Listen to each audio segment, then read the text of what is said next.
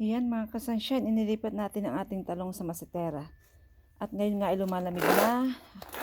Ang ating weather dito sa Canada ay lumalamig na. So, ayan, kita nyo naman ang mumulaklak. O, sayang naman. So, kailangan nating i-save hanggat kaya natin i-save ang mga talong natin. Ayan, ating tingnan lang ang mga bunga niyan. Yan ang mga talong natin. Daming bulaklak, oh. Yan, oh, patuloy na namumulaklak. Puntahan natin sa kabilang side. Ayan ang bunga niya, oh. Diba, oh. Sayang naman sila kung pababayaan natin, oh.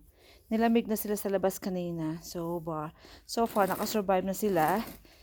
Pero kailangan natin dalhin nila. Dinala natin sila sa garahe. Ito pa ang isang mabunga, oh. Mabungang talong. Yan ang ating mga tanim ngayon, mga ka-sunshine. Nasa garahe sila ngayon. So, hanap tayo ng lugar sa indoor para sila ay masave natin kahit papaano. Yan lang muna ang buhay ng mga talong sa Canada. Mga bulaklak ng talong, magaganda. Yo.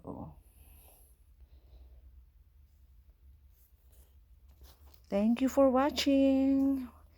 Talong in Canada.